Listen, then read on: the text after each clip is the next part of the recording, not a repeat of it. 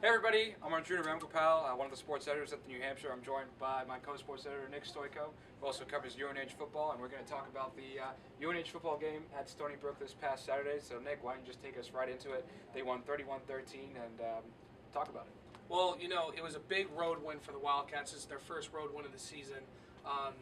They're really coming back. Started out 1-3 after their first 4 games, and now they're 4-3.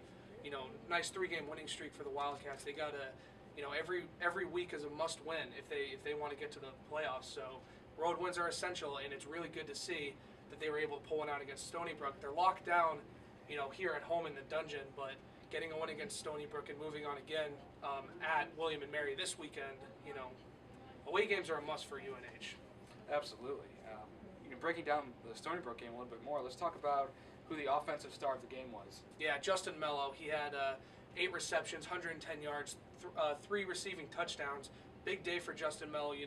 This season with R.J. Harris, who was the star wide receiver for the Wildcats last season. R.J. Harris went down with a hand injury. He's been back, but he's been pretty limited. But Justin Mello, a senior, has really stepped up. One of the things that Coach Sean McDonald has said that he likes so much about Mello is his consistency.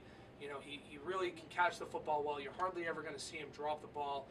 No matter how hard he's getting hit, no matter how hard the pass is, he's really good at catching the ball and holding on to it. So he's really stepped up, along with the other receivers as well. You saw it from Jared Allison against Villanova. But throughout the year, I've really been impressed with Justin Mello's production, and I think if he can keep this up through the season, the Wildcats offense should keep pumping out some big yards. Right, and with the consistency of the offense, let's flip to the other side of the ball, the defensive side, who put up a pretty good effort just limiting Stony Brook to 13 points. Who are your stars of the game for that side? Well, the UNH, when UNH comes into every game, it always seems that it's the big key is the UNH offense versus the opposing defense. But going against Stony Brook, I really think the defense had to play a big role in this game.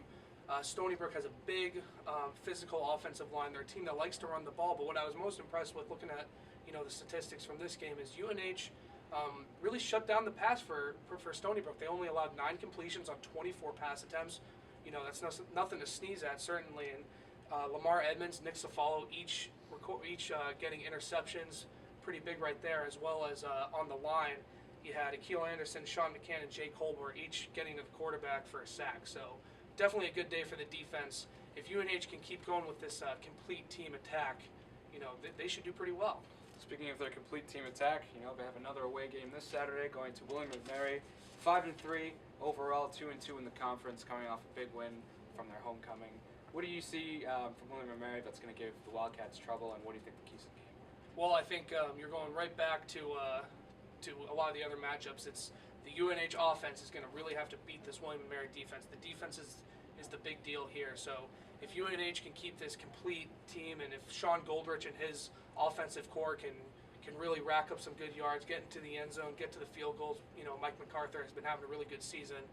I don't see why they shouldn't pull off another big road win here against William and Mary. All right, let's see if the Wildcats can get to 5-3. We'll see what they can do.